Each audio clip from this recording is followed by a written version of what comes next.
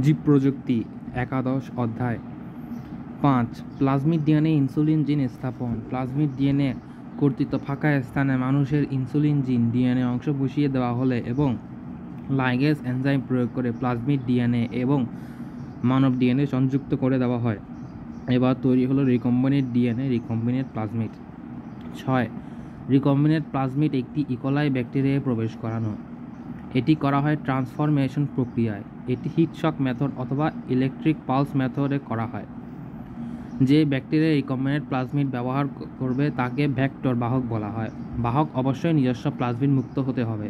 Plasmid গ্রহণ করার জন্য ভেক্টরকে কম্পটেন্ট যুক্ত হতে হয়। হিট শক মেথড অনুসারে ভেক্টরকে ইকোলাইয়ে প্রথমে CaCl2 দ্রবণে ডুবিয়ে 14 থেকে 16 ঘন্টা বরফে রাখা হয়। এতে ইকোলাই কোষ প্রাচীরে Ca লেগে থেকে ইকোলাই কোষকে প্লাজমিড গ্রহণের জন্য কম্পটেন্ট করে থাকে।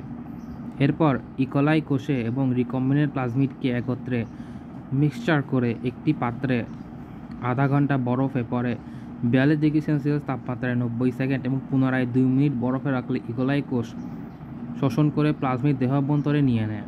এবার ইকোলাই কোষ ইনসুলিন সহ GMO ইকোলাই পরিণত করা হলো। 7 ফার্মেন্টেশন ট্যাঙ্কে GMO এর সংখ্যা বৃদ্ধিকরণ। এবার GMO তথা ট্রান্সজেনিক ইকোলাই এর নির্দিষ্ট কালচার মিডিয়াযুক্ত ফার্মেন্টেশন ট্যাঙ্কে নির্দিষ্ট তাপমাত্রায় রাখা হয়। ফার্মেন্টেশন ট্যাঙ্কে অল্প সময়ের ব্যবধানে লক্ষ লক্ষ ট্রান্সজেনিক ইকোলাই সৃষ্টি হয় এবং সাথে প্রতিকোষে উৎপাদিত ইনসুলিন জমা হয়। ইনসুলিন পৃথকীকরণ। ইনসুলিন তৈরি হয় দেহ কোষের অভ্যন্তরে অবস্থান করে, তাই ইকোলাই কোষসমূহকে লাইসিস বিগলিত করে ইনসুলিন আহরণ করা হয়। ব্যাকটেরিয়াকে বিগলন করার মাধ্যমে যে ইনসুলিন পাওয়া যায় তাতে ব্যাকটেরিয়ার নিজস্ব অনেক প্রোটিন থাকা স্বাভাবিক, তাই আহরিত ইনসুলিনকে বিশুদ্ধ করা হয়। ইনসুলিনের বাজারজাতকরণ। উৎপাদন পরবর্তীতে উপযুক্ত অ্যাম্পুলে ভরে ইনসুলিন বাজারজাত করা হয় এবং ইনজেকশন সিরিজের মাধ্যমে নির্দিষ্ট পরিমাণে ও সময়ে পেশিতে পুশ করা হয়। দেহে ইনসুলিন রক্তের সাথে প্রবাহিত হয়ে দেহকোষের মেমব্রেনে উপযুক্ত রিসেপটিভ সাইট তৈরি করে, যার ফলে রক্ত থেকে গ্লুকোজ কোষাভ্যন্তরে প্রবেশ করে এবং রক্তে গ্লুকোজের মাত্রা স্বাভাবিক হয়ে আসে। রিকম্বিনেন্ট ডিএনএ প্রযুক্তিতে উৎপাদিত কয়েকটি ঔষধ এবং এদের প্রয়োগ। ঔষধ: ইনসুলিন ডায়াবেটিস চিকিৎসা, ইন্টারফেরন ক্যান্সার ও ভাইরাসজনিত সংক্রমণে, সেরাম অ্যালবিউমিন শল্য চিকিৎসায়, রেবিস ভাইরাস অ্যান্টিজেন জলাতঙ্ক রোগের চিকিৎসায়, হিউম্যান ফ্যাক্টর IV হিমোফিলিয়া চিকিৎসায়, টিস্যু প্লাজমিনোজেন অ্যাক্টিভেটর TPA হৃদরোগ চিকিৎসায়, সেমাটোস্টেনিন বামনত্ব চিকিৎসায়, হিউম্যান ইউরোকাইনেজ রক্ত সংবহন জটিলতা প্লাজমিনোজেনের সক্রিয়ক, লিম্ফোকাইনস সক্রিয় ইমিউন কার্যকারিতায়। ইন্টারফেরন্স উৎপাদন। ইন্টারফেরন্স এক ধরনের উচ্চ আণবিক ওজন সম্পন্ন প্রোটিন যা ক্যান্সার কোষের বৃদ্ধি ও ভাইরাসের বংশবৃদ্ধিতে বাধা দেয়। বহিরাক্রমণ থেকে রক্ষা করার জন্য একটি স্বাধীন রাষ্ট্রের একটি প্রতিরক্ষা ব্যবস্থা আছে, তেমনি বহিরাগত ভাইরাস, ব্যাকটেরিয়া, ছত্রাক, বিষ ও অন্যান্য বস্তু ইত্যাদির আক্রমণ থেকে রক্ষা করার জন্য মানবদেহে একটি প্রতিরক্ষা ব্যবস্থা থাকে। এটি ইমিউন সিস্টেম। ইন্টারফেরন প্রোটিন জাতীয় রাসায়নিক প্রতিরক্ষামূলক অস্ত্র যা দেহের ইমিউন সিস্টেমের অন্তর্গত। এক কথায় ইন্টারফেরন হলো প্রতিরক্ষামূলক প্রোটিন।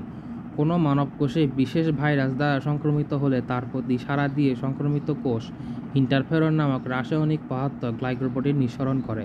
নিঃসরিত ইন্টারফেরন আক্রমণকারী ভাইরাসের প্রোটিন সংশ্লেষণ প্রক্রিয়া বন্ধ করে দেয়, ফলে ভাইরাসটি আর সংখ্যা বৃদ্ধি করতে পারে না এবং পরবর্তী কোষগুলো আর আক্রমণ করতে পারে না।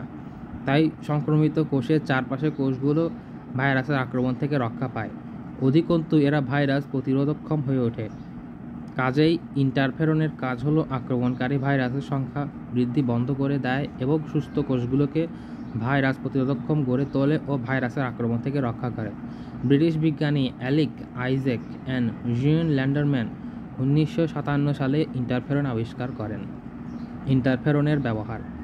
ইন্টারফেরন একটি নির্দিষ্ট প্রজাতির হরমোন, এমনকি একই দেহের বিভিন্ন টিস্যু থেকে বিভিন্ন প্রকার ইন্টারফেরন উৎপন্ন হয়। ভাইরাস আক্রান্ত লিউকোসাইট থেকে কয়েক ধরনের ইন্টারফেরন, ফাইব্রোব্লাস্ট কোষ থেকে অন্য ধরনের ইন্টারফেরন নিঃসৃত হয়। ভাইরাস দ্বারা সংক্রমিত কোষ কর্তৃক ইন্টারফেরন নিঃসৃত হলেও বর্তমানে রিকম্বিনেন্ট ডিএনএ কৌশল প্রয়োগ করে অধিক পরিমাণে ইন্টারফেরন উৎপন্ন করা সম্ভব হচ্ছে। ইন্টারফেরন প্রয়োগ জটিল হেপাটাইটিস বি, হার্পিস সংক্রমণ, বিভিন্ন ধরনের প্যাপিলোমা ও চিকিৎসা করা সম্ভব হচ্ছে। এছাড়াও জলাতঙ্ক রোগের চিকিৎসা সাফল্য অর্জন করেছে। গবেষকগণ ধারণা করেছেন ক্যান্সার কোষের বৃদ্ধি রহিত করতে ইন্টারফেরন সফলভাবে ব্যবহার করা যাবে। ইন্টারফেরন ক্যান্সার রোগের চিকিৎসায় ব্যবহৃত হয়। ইন্টারফেরন উৎপাদন প্রক্রিয়া নিম্নরূপ। মানুষের ফাইব্রোব্লাস্ট কোষ থেকে ডিএনএ আহরণ করার পর তা ইন্টারফেরন কোষ বহনকারী জিন পৃথক করা হয়। একটি উপযুক্ত প্লাজমিডকে রেস্ট্রিকশন এনজাইম দিয়ে কাটা হয়।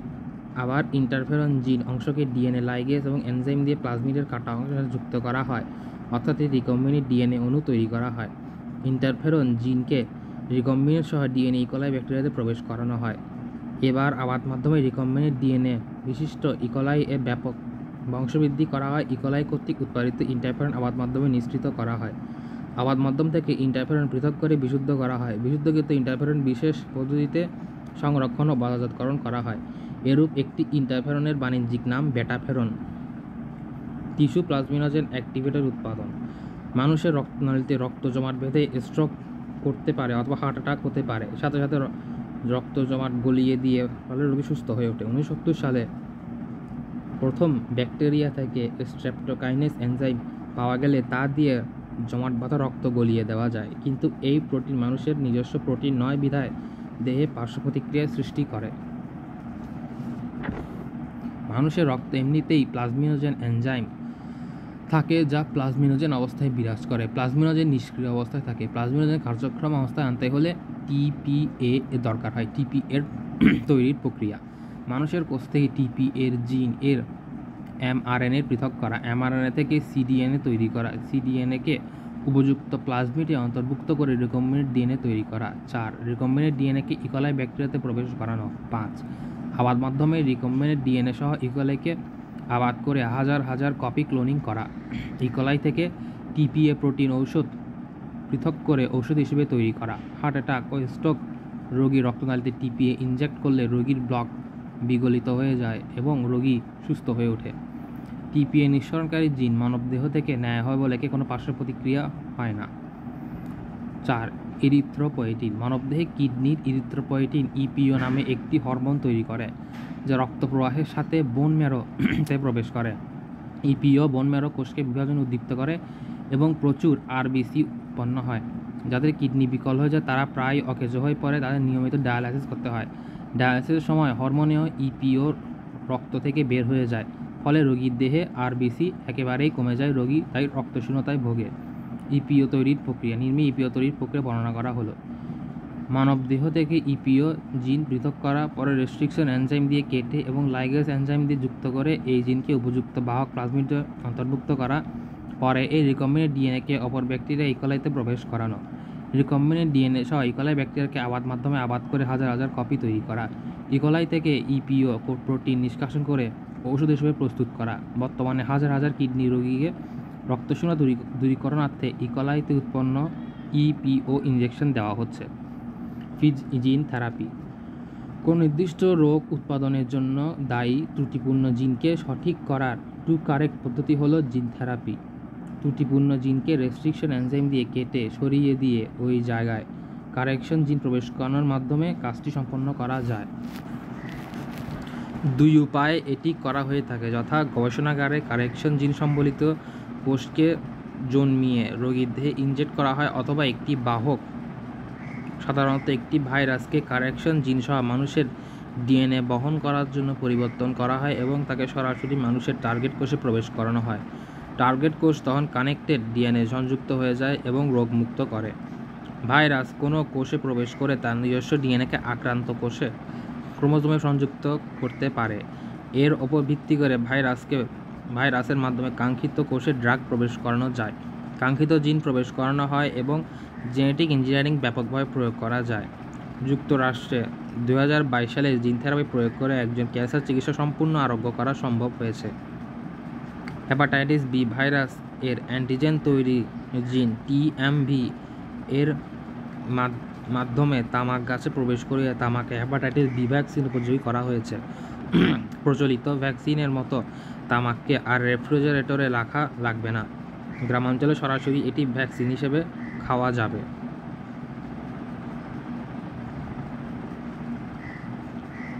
এটি এখনও বাজারে উন্মুক্ত হয়নি। ভুট্টাতে ওরাল ভ্যাকসিন উৎপাদন করা হচ্ছে। এটি বাজারে এখনও উন্মুক্ত হয়নি। গর্ভের শিশু পরীক্ষা। মাতৃগর্ভে শিশু কোনো বংশগত বা অন্য কোনো অস্বাভাবিকতা নিয়ে জন্মগ্রহণ করে কি না তা অ্যামনিওসিস নামক জিন প্রযুক্তি দ্বারা নিরূপণ করা যায়। Molecular forming. টিস্যু জেনেটিক প্রাণী উদ্ভাবনের মাধ্যমে তাদের বায়োরিয়েক্টর হিসেবে ব্যবহার করা হচ্ছে। এ ধরনের প্রাণী থেকে প্রাপ্ত দুধ, রক্ত, মলমূত্র থেকে প্রয়োজনীয় ঔষধ আহরণ করা হয়ে থাকে। বায়োফর্মিং। যখন ফার্মাসিউটিক্যাল দ্রব্য বড় মাত্রায় উৎপাদন করা হয় তখন তাকে বায়োফর্মিং বলে। জীবন রক্ষাকারী অ্যান্টিথ্রম্বিন এখন অতি অল্প খরচে ছাগলের মাধ্যমে উৎপাদন করা হচ্ছে।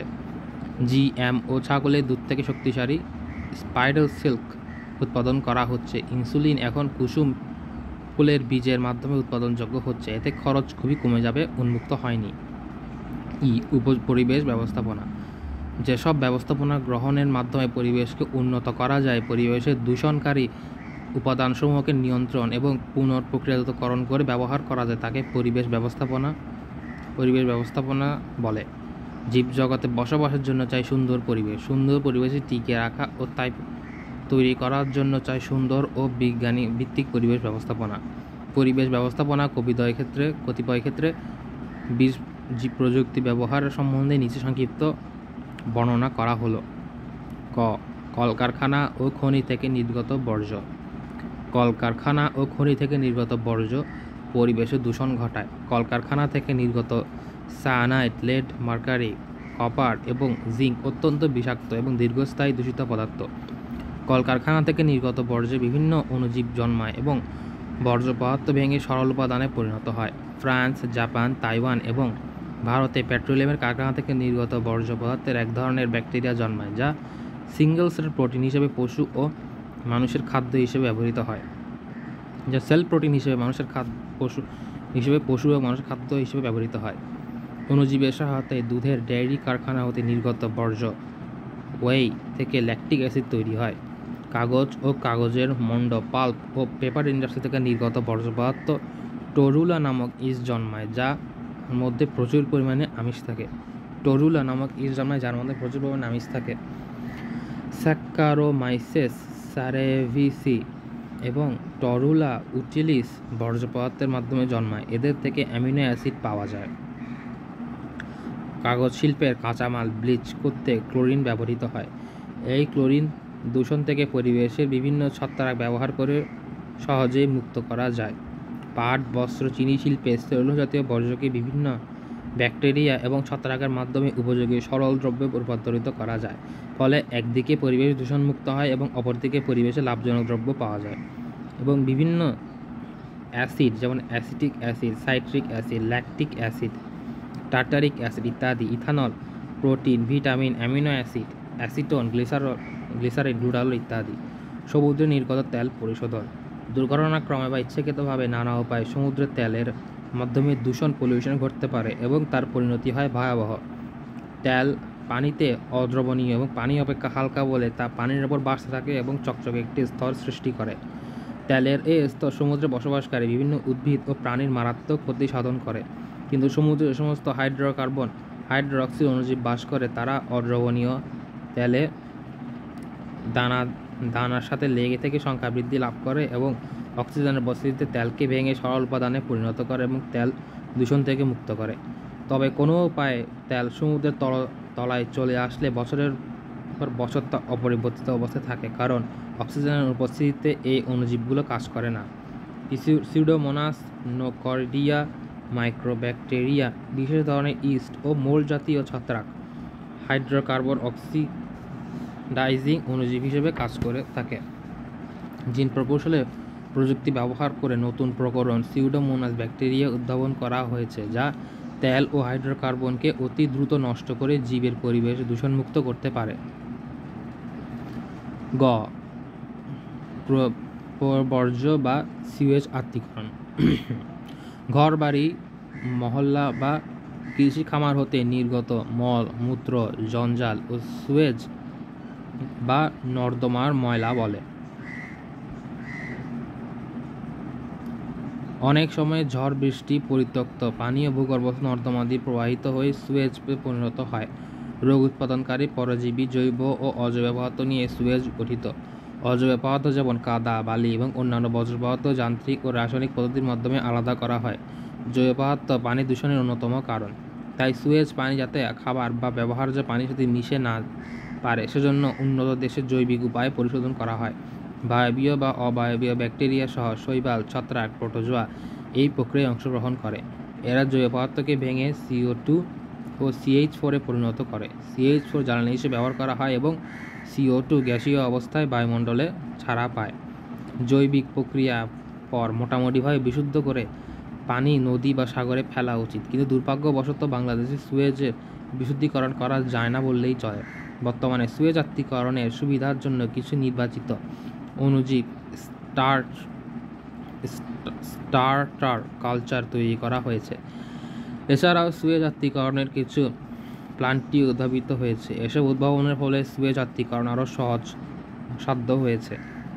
বর্তমানে সারা বিশ্বের অ্যাক্টিভেটেড স্লাইজ পদ্ধতিতে সুয়েজ পরিশোধন করে পরিশোধিত পানি হ্রদে বা নদী বা হ্রদে ছাড়া হয়। এটি একটি সহজ জীবজ পদ্ধতি, ফলে পরিবেশ দূষণমুক্ত থাকে। এই পদ্ধতিতে অ্যারেকশন ট্যাঙ্ক ও সেডিমেন্ট ট্যাঙ্ক নামক দুটি ট্যাঙ্ক ব্যবহার করা হয়। প্রথম ট্যাঙ্কে বিভিন্ন অণুজীব, ব্যাকটেরিয়া, ছত্রাক ইত্যাদি সমৃদ্ধ থাকে, যা জৈব পদার্থকে ভেঙে CO2 ও পানিতে পরিণত করে। দ্বিতীয় ট্যাঙ্কে পানিতে স্থিতিশীল রাখা হয়, ফলে নিচের দিকে তলানি জমা হয় এবং ওপরে পরিশোধিত পানি থাকে, যা নদী বা হ্রদে ছাড়া হয়। তলানি সার হিসেবে ব্যবহৃত হয়। এ কাজে ব্যবহৃত উল্লেখযোগ্য ব্যাকটেরিয়া হলো জুগোলেরা, রামিজিরা। জীব প্রযুক্তি কিছু সম্ভাবনাময় প্রসপেক্টস অফ বায়োটেকনোলজির ক্ষেত্র। সারা বিশ্বে অনেক সমস্যা জীব প্রযুক্তির মাধ্যমে সমাধান করা সম্ভব হবে বলে আশা করা যায়। নিম্নলিখিত ক্ষেত্রে বিপুল উন্নয়নের সম্ভাবনা রয়েছে: চিকিৎসা বা স্বাস্থ্যের যত্ন, কৃষি, শিল্প ও পরিবেশ। নিচে জীব প্রযুক্তির কয়েকটি সম্ভাবনার ক্ষেত্র উল্লেখ করা হলো: জিন থেরাপি ও RNAi, বংশগতীয় রোগ, ক্যান্সার এবং কিছু সংক্রমণ জটিলতার রোগের চিকিৎসায় জিন থেরাপির প্রয়োগ দিন দিন বেড়ে যাচ্ছে। এক্ষেত্রে রোগ সৃষ্টির জন্য দায়ী জিনকে কারেক্টেড জিন দ্বারা প্রতিস্থাপন করা হয়। এসব জিনের বাহক হিসেবে ভাইরাস, RNAi ও জিন ফিঙ্গার প্রোটিন ব্যবহার করা হয়। মাইক্রো RNA ক্যান্সারে ভাইরাস সংক্রমণ, এসব রোগ নির্ণয় ও চিকিৎসা মাইক্রো RNA ব্যবহার হতে পারে প্রযুক্তি বিজ্ঞানের এক বিশেষ প্রয়োগ। এই রোগ সৃষ্টিকারী জিনের কাজকে প্রতিরোধ করে। স্টেম সেল জীব প্রযুক্তির মাধ্যমে স্টেম সেল কোষ সৃষ্টি করে হারানো অঙ্গ প্রতিস্থাপন, যে কোনো অঙ্গ কোষ তৈরি, নতুন কোষের পরীক্ষা ইত্যাদি পূর্বের চেয়ে সহজতর হয় বলে আশা করা হচ্ছে। 14. Genome scanning. জিনোম স্ক্যানিং প্রযুক্তি ব্যবহার করে অতি দ্রুত যে কোনো জীবের জিনোম সংক্রান্ত বিভিন্ন তথ্য জানা সম্ভব হবে। 5. ন্যানোটেকনোলজি। চাহিদা অনুসারে জীববস্তুর উৎপাদন করার জন্য ন্যানোটেকনোলজি ব্যবহারের মাধ্যমে মানুষের স্বাস্থ্যসেবা ও খাদ্য নিরাপত্তার বিধান করা সম্ভব হবে। GM প্রযুক্তি। অণুজীব ব্যবহার করে পরিবেশের দূষণ রোধ করা সম্ভব হবে। 7. কৃষকের অর্থনৈতিক সাশ্রয় ও নতুন প্রযুক্তি উদ্ভাবন। জীব প্রযুক্তি কৃষকের বালাইনাশক ওপর নির্ভরশীলতা হ্রাস করেছে এবং নতুন প্রযুক্তি ব্যবহারে সাহায্য করেছে। নিকট ভবিষ্যতে কম দূষণযুক্ত কাগজ ও রাসায়নিক দ্রব্য জীব প্রযুক্তির মাধ্যমে প্রস্তুত করা সম্ভব হবে। Genome sequencing. জিনোম সিকোয়েন্সিং আধুনিক প্রযুক্তিবিদ্যার এক উল্লেখযোগ্য পদ্ধতি। এটি জীবের একটি নির্দিষ্ট সংখ্যক ক্রোমোজোম থাকে। সাধারণত ক্রোমোজোমগুলো বিভিন্ন গঠন বা ধরনের হয়। কোনো একটি প্রজাতির একটি নিউক্লিয়াসে সাধারণত ক্রোমোজোম একটি নির্দিষ্ট সেটকে বলা হয় জিনোম। হ্যাপ্লয়েড নিউক্লিয়াসে একটি জিনোম থাকে আর ডিপ্লয়েড নিউক্লিয়াসে দুটি জিনোম থাকে। মানুষের দেহকোষে 23 জোড়া ক্রোমোজোম থাকে। প্রতি জোড়া একটি করে মোট 23টি ক্রোমোজোম মিলিতভাবে গঠন করে মানুষের জিনোম। কাজেই দেখা যায় মানবদেহে 1 জোড়া জিনোম আছে। 2020 সালে রসায়নে নোবেল পুরস্কার পেলেন ফরাসি বিজ্ঞানী ইমানুয়েল কার্পেন্টার। এবং মার্কিন বিজ্ঞানী জেনিফার এর ডাউডান জিনোম সম্পাদনায় পদ্ধতি আবিষ্কারের জন্য এই প্রযুক্তির নাম হলো ক্রিসপার-স্যাস9 জেনেটিক ইঞ্জিনিয়ারিং। জীবিত কোষে থাকা ডিএনএর মাধ্যমে সুনির্দিষ্ট ও সংক্ষিপ্ত পরিবর্তন আনার উপায় এটি। ক্রোমোজোমের মূল উপাদান ডিএনএ এবং ডিএনএর অধিকাংশ জিন হিসেবে কাজ করে। কাজেই বলা যায় এটি জীবের এক সেট ক্রোমোজোম আবিষ্কৃত সকল জিন সহ পূর্ণাঙ্গ ডিএনএ জিনোম। সহজভাবে একটি কোষে অবস্থিত জিন সমষ্টিকে একত্রে জিনোম বলা হয়। একটি জীবের জিনোমকে ওই জীবের মাস্টার ব্লুপ্রিন্ট বলা হয়। আমরা জানি অসংখ্য নিউক্লিওটাইড বিভিন্ন বিন্যাসে সজ্জিত হয়ে ডিএনএ গঠন করে। এক অণু ডিঅক্সিরাইবোজ সুগার, এক অণু নাইট্রোজেন বেস AGTC এবং এক অণু ফসফেট যুক্ত হয়ে একটি নিউক্লিওটাইড গঠন করে। ডিএনএ অণুর দৈর্ঘ্য ATGC বেসগুলো কোনো অনুক্রমে একটির পর একটি সজ্জিত থাকে, তা হলো জিনোম সিকোয়েন্সিং। আর এই সিকোয়েন্সটি উদ্ঘাটন করাই হলো জিনোম সিকোয়েন্সিং বা ডিএনএ সিকোয়েন্সিং। একটি ডিএনএ স্ট্যান্ডার্ড এর বেস পেয়ার সাজানোর ক্রম যেই প্রক্রিয়া নির্ণয় করা হয় তাকে ডিএনএ সিকোয়েন্সিং বলে। A process in which the sequence of base pairs in a DNA strand is determined is known as DNA sequencing. জিন সিকোয়েন্সিং এর একটি কাজটি উন্নত ও বহু মূল্যবান যন্ত্রপাতি নির্ভর। লম্বা ডিএনএ অণুটির সাথে সিকোয়েন্সিং করা সম্ভব হয় না, তাই ডিএনএ অণুকে উপযুক্ত দূরত্বে কেটে নেওয়া হয় এবং খণ্ডগুলোকে সিকোয়েন্সিং করে একসাথে মিলিয়ে পূর্ণ দৈর্ঘ্য সিকোয়েন্সিং উপস্থাপন করা হয়। তবে প্রথমের দিকে প্রক্রিয়াটি অত্যন্ত ব্যয়বহুল ছিল। বর্তমানে উন্নত প্রযুক্তি ব্যবহার করে ব্যয় বহুলাংশে কমে এসেছে। জিনোম সিকোয়েন্সিংয়ের প্রবর্তক হলেন ডক্টর F. স্ট্রেঞ্জার। তিনি পরবর্তীতে এই কাজে স্বীকৃতিস্বরূপ নোবেল পুরস্কার লাভ করেন।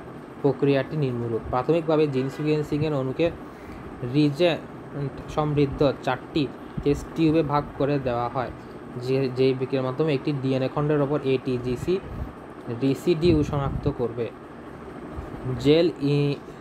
জেল ইলেক্ট্রোফোরেসিস পদ্ধতিতে পাশাপাশি 4টি প্রক্রিয়ার পৃথক করা হয় এবং রেডিও অ্যাক্টিভ ব্যান্ড স্থাপন ও পরিমাণ সাইজ থেকে সিকোয়েন্সিং করা যায়। কম্পিউটার নিয়ন্ত্রিত এক্স-রে স্ক্যান ব্যবহার করে ইলেক্ট্রোফোরেসিস এর রেজাল্ট বিশ্লেষণ ও ব্যাখ্যা করা হয়। পাটের জীবন রহস্য উন্মোচন এবং জিনোম সিকোয়েন্সিং। বাংলাদেশি বিজ্ঞানী ডক্টর মাকসুদুল আলম ও তার সহযোগীরা তোষা পাঠের জিনোম সিকোয়েন্সিং তথা পাঠের রহস্য উন্মোচন করেছেন। পাঠের বেস পেয়ার 120 কোটি এর কোনো অনুক্রমে সজ্জিত আছে তা জানা গেছে। বিজ্ঞানীদের ধারণা, জিনোম সিকোয়েন্সিং জানার ফলে এখন এই উদ্ভাবন করা সম্ভব হবে মিহি আঁশের পাট, শীতকালীন পাট, সহজে পচনযোগ্য পাট, পোকা প্রতিরোধী পাট, ঔষধি পাট, তুলার মতো শক্ত আঁশের পাট ইত্যাদি। কিছুদিন আগে মাকসুদুল আলম মৃত্যুবরণ করেছেন। অধ্যাপক তোফাজ্জল ইসলামের নেতৃত্বে দেশ বিদেশি গবেষণাগারে মিলিত গবেষণায় 12 মাসিক কাঁঠালের জীবন রহস্য উদ্ঘাটন করা হয়েছে। এর জিনোম 1.04 গিগাবেস পেয়ার সমৃদ্ধ। ফসলি উদ্ভিদের রোগ সৃষ্টিকারী ভাইরাসের জিনোম সিকোয়েন্সিং। মুগ ডাল বাংলাদেশের একটি অন্যতম ডাল উৎপাদনকারী উদ্ভিদ, কিন্তু হলুদ মোজাইক ভাইরাসের আক্রমণে এর ফসলটির উৎপাদন অনেকাংশে হ্রাস পেয়েছে। তাই ঢাকা বিশ্ববিদ্যালয় উদ্ভিদবিজ্ঞান বিভাগের অধ্যাপক মোহাম্মদ নুরুল ইসলাম ও তার গবেষণা সহযোগী দল বাংলাদেশের মুগের হলুদ প্রতিরোধী জাত উৎপাদনে গবেষণা করেছেন। রোগ উৎপাদনকারী ভাইরাসের জিনোম সিকোয়েন্সিং করেন এবং RNA পদ্ধতি ব্যবহার করে হলুদ মোজাইক ভাইরাস প্রতিরোধী জাত উদ্ভাবন করেছেন। তার দল ECGEB আর্থিক সহায়তায় টমেটোর পাতা কোঁকড়ানো প্রতিরোধী জাত উদ্ভাবন, রোগ সৃষ্টিকারী TOLCV ভাইরাস জিনোম সিকোয়েন্সিং সম্পন্ন করেছে। বর্তমানে TOLCV প্রতিরোধকারী টমেটো জাত উৎপাদনের লক্ষ্যে অধিকতর গবেষণা যাচ্ছেন। বাংলাদেশি বিজ্ঞানী ও শিল্প BCSIR গবেষণা প্রতিষ্ঠান ও আরেকটি প্রতিষ্ঠানের বিজ্ঞানী নোবেল করোনা ভাইরাসের জিনোম সিকোয়েন্সিং করেছেন। কয়েকটি জীবের জিনোম সিকোয়েন্সিং তথ্য।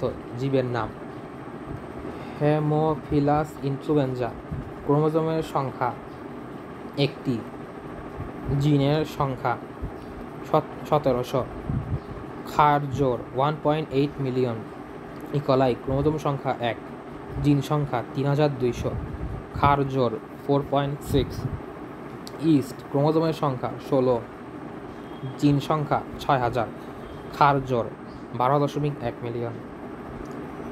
এরোডিপোসিস থালিয়ানা ক্রোমোজোম সংখ্যা 10, জিন সংখ্যা 25,000, ক্ষার জোড় 100 মিলিয়ন। মানুষ ক্রোমোজোম সংখ্যা 46, জিন সংখ্যা 25,000, ক্ষার জোড় 3.2 বিলিয়ন। পুনরায় বলা হচ্ছে, ইকোলাই ক্রোমোজোম সংখ্যা 1, জিন সংখ্যা 3200, ক্ষার জোড় 4.6 মিলিয়ন। হামেওফিলাস ইনফ্লুয়েঞ্জা ক্রোমোজোম সংখ্যা 1, জিন সংখ্যা 1700, আর ক্ষার জোড় 1.8 মিলিয়ন। ইস্ট 16 ক্রোমোজোম সংখ্যা 6000, জিন সংখ্যা 12.1 মিলিয়ন। আয়েরোবিবোসিস থালিয়ানা অর্থাৎ পুষ্পক উদ্ভিদ ক্রোমোজোম সংখ্যা 10, জিন সংখ্যা 25,000, ক্ষার জোড় 100 মিলিয়ন। মানুষ ক্রোমোজোম সংখ্যা 46, জিন সংখ্যা 25,000, ক্ষার জোড় 3.2 বিলিয়ন। ফিঙ্গারপ্রিন্টিং। ডিএনএ ফিঙ্গারপ্রিন্টিং বুঝতে আমাদের প্রথমে ফিঙ্গারপ্রিন্টিং সম্বন্ধে একটি ধারণা থাকা প্রয়োজন। ফিঙ্গারপ্রিন্টিং বলতে সাধারণ মানুষের হাতের আঙুলের ছাপ, দাগ বা চিহ্নকে বোঝায়। দুজন মানুষের আঙুলের ছাপ একই রকম হয় না, ক্লোনিং ও আইডেন্টিক্যাল টুইন ব্যতীত। তাই জমিজমার হস্তান্তর বা রেজিস্ট্রেশন, কাবিননামার রেজিস্ট্রেশন, বায়োমেট্রিক পদ্ধতি, সীমা নিবন্ধন ইত্যাদি ক্ষেত্রে ফিঙ্গারপ্রিন্টিং করা হয়। দুজন মানুষের ফিঙ্গারপ্রিন্টিংয়ের ক্ষেত্রে ভিন্নতা হয় জিন তথা ডিএনএ ATCG এর ভিন্নতার কারণে। কোনো জীবের ডিএনএ রেস্ট্রিকশন এনজাইম দিয়ে কর্তন করে জেল ইলেকট্রোফোরেসিস এর মাধ্যমে ডিএনএকে ফটোগ্রাফিক বিন্যাস বা ছাপ দেওয়া পাওয়া যায়, তাকে ডিএনএ ফিঙ্গারপ্রিন্টিং বা ডিএনএ প্রোফাইল বলে। ডিএনএ ফিঙ্গারপ্রিন্টিং ব্যতীত সুনির্দিষ্ট ও সাক্ষ্য A pattern of band on a gel that is unique to each individual is DNA fingerprint. প্রথমে কোনো জীব তথা মানুষের সম্পূর্ণ ডিএনএ সংগ্রহ করে রেস্ট্রিকশন এনজাইম দিয়ে কর্তন করা হয় এবং পরবর্তীতে জেল ইলেকট্রোফোরেন্সিকের মাধ্যমে জেল স্তরের ওপর চালনা করা হয়। ফলে সেখানে ডিএনএ খণ্ডগুলো ক্রমান্বয়ে বড় থেকে ছোট হিসেবে কতগুলো সারিবদ্ধ ব্যান্ড হিসেবে জমা হয়। বিশেষ ফটোগ্রাফিক পদ্ধতি দ্বারা ব্যান্ডগুলোর প্রকৃতি ও পারস্পরিক অবস্থান জানা যায়। প্রত্যেক জীব তথা মানুষের ডিএনএ খণ্ডগুলো এমন ফটোগ্রাফিক বিন্যাস বা চিত্রকে ডিএনএ ফিঙ্গারপ্রিন্টিং বা ডিএনএ প্রোফাইল বলে। জিনোম সিকোয়েন্সিংয়ের প্রয়োগ। Application of genome sequencing. কোনো নির্দিষ্ট প্রযুক্তি জিনোম সিকোয়েন্সিংয়ের মাধ্যমে জানা যায় ওই প্রযুক্তির ডিএনএর অণুর অবস্থিত ATGCগুলো কোনটার পর কোনটা অবস্থান, এটি এদের অনুক্রম। ডিএনএ অনুদৈর্ঘ্য সব অংশে ATGC একই অনুক্রমের অবস্থান করে না, কখনো কখনো একই সাথে পরপর একাধিক A বা একাধিক T থাকতে পারে। কোনো জীবের জীবন রহস্য জানার প্রথম ধাপ হলো জিনোম সিকোয়েন্সিং। জিনোম সিকোয়েন্সিং জানলেই জীবের সমস্ত জেনেটিক তথ্য জানা যায়।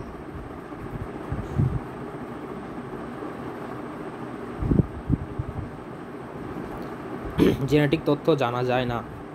সিকোয়েন্সিংয়ের পর জানা সহজ হয় কোত্থেকে জিনের অবস্থান, জিনের গঠন, জিনের পরিধি এবং কোন জিনের কী কাজ।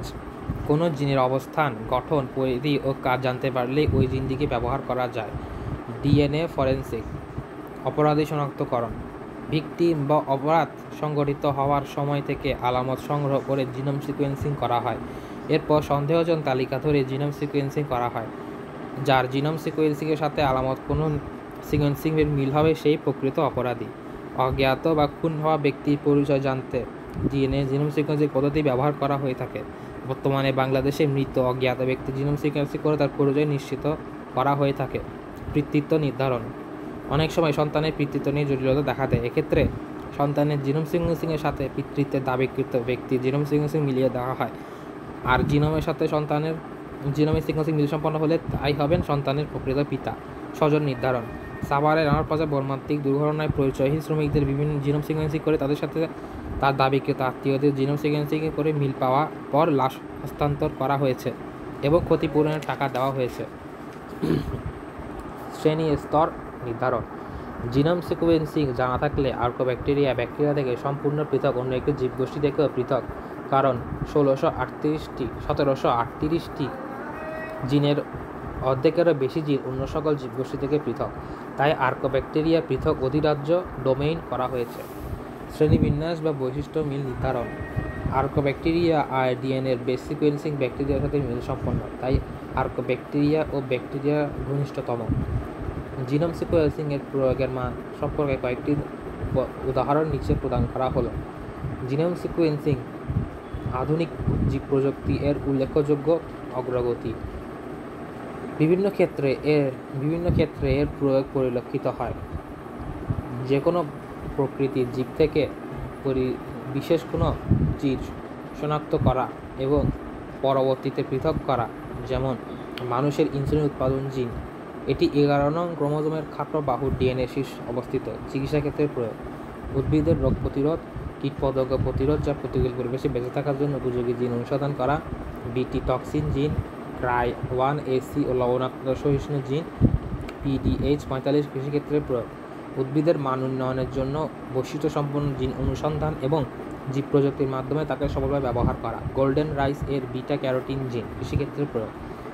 জিনোম সিকোয়েন্সিং তথা উদ্ভিদ বা অণুজীবের মৌলিক গবেষণা কার্যক্রম, যেমন ধান, পাট, গম ইত্যাদি ফসলে জিনোম সিকোয়েন্সিং তথা অন্যান্য তথ্য গবেষণার প্রয়োগ। গবাদি পশুর মাংস, দুধের পুষ্টি গুণাগুণ ও পরিমাণ বৃদ্ধিতে জিনোম সিকোয়েন্সিং পদ্ধতি প্রয়োগ করা যেতে পারে। মানব জিনোম সিকোয়েন্সিং দ্বারা মানুষের জিনোম অনেক তথ্য এখন উন্মোচিত হয়েছে, ফলে এই চিকিৎসা বিজ্ঞানে গবেষণা ক্ষেত্রে প্রয়োগ করা সম্ভব হয়েছে। ইনসুলিন জিন এর প্রয়োগ, যেমন ইনসুলিন জিনের প্রয়োগ। 7. যে কোনো জীব প্রযুক্তি প্রকাশে এক্সপ্রেশন অফ জিন কৌশল ব্যবহার সম্পর্কে বিশ্লেষণ ও এই তথ্য গবেষণা কার্যক্রমে প্রয়োগ। ধর্ষণকৃত মহিলার গোপন অঙ্গ থেকে প্রাপ্ত শুক্রাণু অথবা কাপড় ও শরীরে অন্যত্র থেকে প্রাপ্ত শুক্রাণুর ডিএনএ পরীক্ষা করে ধর্ষণকারী রক্তের ডিএনএ মিল দেখে ধর্ষণকারী নির্ধারণ করা যায়। হাসপাতালে যদি কোনো নবজাতক বদল হয়ে যায় বা ইচ্ছাকৃতভাবে বদল করা হয়, তবে মা এবং বাচ্চার কোষের ডিএনএ পরীক্ষা করে বাচ্চার মা শনাক্ত করা যায়। দুর্ঘটনাজনিত নিহত ও বিকৃত নামের শনাক্তকরণেও জিনোম সিকোয়েন্সিং ব্যবহার করা যায়। জীবতত্ত্ববিদ্যা বায়োইনফরমেটিক্সের জন্য প্রয়োজনীয় উপাদান জিনোম সিকোয়েন্সিংয়ের উপাত্ত থেকে গ্রহণ করা। 12. বন্য জীবজন্তু যেমন সিংহ, বাঘ, হাতি ইত্যাদি ভালো ব্যবস্থাপনা, বিশেষ করে প্রজনন ক্ষেত্রে ডিএনএ সিকোয়েন্সিং কৌশল প্রয়োগ করা হয়ে থাকে। 13. এছাড়াও জীবজানি উদ্ভাবন, ডেঙ্গু মশা নিয়ন্ত্রণ, ইন্টারফেরন উৎপাদন ও ক্যান্সার গবেষণায় জিনোম সিকোয়েন্স সাফল্যের সাথে প্রয়োগ করা হয়েছে। জীব প্রযুক্তি প্রয়োগে জীব নিরাপত্তা, বায়োসেফটির বিধানসমূহ। সৃষ্টিকর্তা মানুষের কল্যাণের জন্যই সবকিছু সৃষ্টি করেছেন। তার সৃষ্টির মধ্যে রয়েছে একটি সুন্দর প্রাকৃতিক ভারসাম্য ব্যবস্থা। এছাড়াও হাজার হাজার বছরের ব্যবহারের মাধ্যমে জানা গিয়েছে মানুষের জন্য ক্ষতিকর আর কোনটি ক্ষতিকর নয়। এরপরও অনেক ব্যক্তি যদি ভুলক্রমে বা অজ্ঞতাবশত কোনো প্রাকৃতিক বস্তু গ্রহণ বা ব্যবহারের ফলে ক্ষতিগ্রস্ত হয়, তার জন্য কাউকে অভিযুক্ত করার উপায় নেই। যে বিষয়ের মাধ্যমে গবেষণালব্ধ বিভিন্ন সংক্রমণ ও জিএম ও জেনেটিক্যালি মডিফাইড অর্গানিজমের ক্ষতিকর প্রভাব থেকে মানুষের স্বাস্থ্য ও পরিবেশে সংরক্ষিত করা হয়, তা জীব নিরাপত্তা বলে। জীব প্রযুক্তি ব্যবহার করে মানুষের কল্যাণে সাধনের উদ্দেশ্যে উদ্ভাবন করা হয়েছে GMO, genetically modified organism. GMO ব্যবহারের পূর্বে জেনে নিতে হবে এটি মানুষের জন্য ক্ষতিকর হয় কিনা, বিশেষ করে যে পশুপাখীয় খাদ্য বিশেষভাবে ব্যবহার করা হবে। যেমন বিটি কটন নামক পোকা আক্রমণকারী তুলা একটি জিএমও উদ্ভিদ। তুলা থেকে সুতা, কাপড় ইত্যাদি তৈরি করা হবে, যা মানুষের সরাসরি কোনো ক্ষতি করবে না।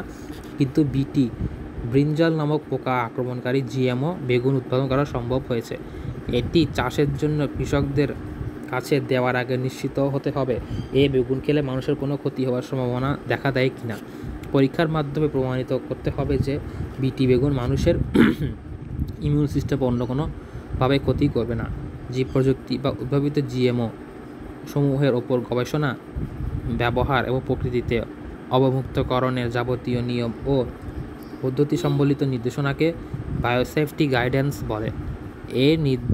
এই নির্দেশিকায় জিএমও উদ্ভাবনের জন্য গবেষণা পরিচালনা করার নীতিমালা ছাড়াও জিএমও নিয়ে মাঠ নিরীক্ষণ, নিরাপদ স্থানান্তর, আমদানি এবং এক দেশ থেকে অন্য দেশে স্থানান্তর করার ক্ষেত্রে বিশেষ নিয়মাবলী এবং সতর্কমূলক ব্যবস্থাসমূহ বিস্তারিত উল্লেখ করা আছে। এই নির্দেশিকায় মুখ্য বিষয় হলো জিএমও ব্যবহারের পূর্বে জীব বৈচিত্র্য, প্রাণী ও মানব স্বাস্থ্যের ওপর সম্ভাব্য সমস্ত ঝুঁকি পরিহার নিরূপণ এবং তাকে মোকাবেলা করার বৈজ্ঞানিক পদ্ধতিসমূহ পরিচালনা করা। বায়ো সেফটি গাইডেন্সের আওতায় বাংলাদেশে একটি জাতীয় নিরাপত্তা কমিটি, ন্যাশনাল কমিটি অন বায়োসেফটি ও প্রতিটি প্রতিষ্ঠানের নিরাপত্তা কমিটি, ইন্ডাস্ট্রিয়াল বায়োসেফটি কমিটি গঠন করা হয়েছে। এছাড়াও জীব নিরাপত্তার কোর কমিটি বা সেফটি কোর কমিটি, মাঠ পর্যায়ে জীব নিরাপত্তার প্রতিটি বায়োসেফটি লেভেলস এবং জীব নিরাপত্তার অফিসার বায়োসেফটি অফিসার গঠন করা হয়েছে। জীব নিরাপত্তা সংক্রান্ত প্রাতিষ্ঠানিক কাঠামো গড়ে তোলা। 2 জিএমও প্রয়োগ ব্যবহারের ফলে সম্ভাব্য সব ধরনের ঝুঁকি নিরূপণ ও ঝুঁকি ব্যবস্থাপনা। জীববৈচিত্র্য, প্রাণী ও মানব স্বাস্থ্যের উপর জিএমও ক্ষতিকর দিক নির্ণয় করা এবং তার প্রতিকারের উপযুক্ত ব্যবস্থা করা। 4 জিএমও ক্ষতিকর নয় এমন প্রমাণিত হলেই তবেই প্রবর্তন করা। ঝুঁকি নির্ণয়, জীববৈচিত্র্য সংরক্ষণ, টেকসই ব্যবহার এবং পরিবেশের ওপর যে কোনো জিএমও বা এলএমও লিভিং মডিফাইড অর্গানিজমে কী ধরনের প্রতিকূল প্রভাব থাকতে পারে তার ঝুঁকি নির্ণয় করতে হবে। কার্টাজেনা প্রোটোকল এর অনুচ্ছেদ 15 অনুযায়ী ঝুঁকি নির্ণয় করতে হবে। পরীক্ষাধীন জিএমও ও এলএমওসের বৈশিষ্ট্য ক্ষতিকর কারক হলে তা মানুষের স্বাস্থ্যের জন্য কতটা ঝুঁকিপূর্ণ তা বিবেচনা করে ঝুঁকির ধরন ও মাত্রা নির্ণয় করতে হবে। ঝুঁকির নির্ণয় পদ্ধতি, ঝুঁকির নির্ণয়ের সময় নির্ধারণকারী কর্তৃপক্ষের অন্য কোনো নির্দিষ্ট বিষয়ে সংশ্লিষ্ট কর্তৃপক্ষ বা বিশেষজ্ঞের পরামর্শের প্রয়োজন হলে তার সহায়তা নিতে হবে।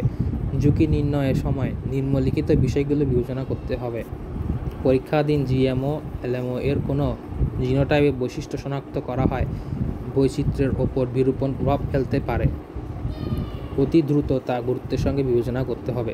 সম্ভাব্য ঝুঁকিসমূহের শনাক্তকৃত ঝুঁকির ধরন ও মাত্রা নির্ণয় কতটুকু তা নির্ণয় করতে হবে। নির্ধারিত বিরূপ প্রভাবের পরিণতি কী হতে পারে তা নির্ণয় করতে হবে। মূল্যায়নকৃত পরীক্ষা নিরীক্ষা করে পরীক্ষাধীন জিএমও এলএমও এর সার্বিক ঝুঁকি ও সম্ভাব্য পরিণতি অনুধাবন করা যাবে। সর্বশেষ ঝুঁকির মাত্রা বিবেচনা করে এটি নিয়ন্ত্রণযোগ্য কিনা তা বিবেচনা করে সুপারিশ করতে হবে। গবেষণাগারে জিএমওস এবং এলএমওস নিয়ে গবেষণা ক্ষেত্রে নিরাপত্তার বিধানসমূহ। গবেষণাগারে মূলনীতি অবশ্যই সুনির্দিষ্ট হতে হবে। দক্ষ ও অভিজ্ঞ গবেষণা নিশ্চিত করতে হবে। গবেষণায় নিয়োজিত ব্যক্তির যাবতীয় তথ্য ও রক্ষণাবেক্ষণ করতে হবে। গবেষণায় যাবতীয় ও আন্তর্জাতিক স্বীকৃত নিরাপত্তা বিধানসমূহ অনুষ্ঠিত হয়েছে কিনা তা নিশ্চিত করতে হবে। সম্ভাব্য ঝুঁকির দিকগুলো অনুসন্ধান করতে হবে। মাঠ পর্যায়ে জিএমও ও এলএমওস ব্যবহার করে আবাদমুক্তকরণের ক্ষেত্রে নিরাপত্তার বিধানসমূহ। মাঠ পর্যায়ে সম্ভাব্য ঝুঁকি রোধে প্রয়োজনীয় নিরাপত্তা ব্যবস্থা গ্রহণ করতে হবে। 2 যে পরিবেশে এদের প্রয়োগ করা হবে তার উপর সম্ভাব্য প্রতিক্রিয়া নির্ণয় করতে হবে।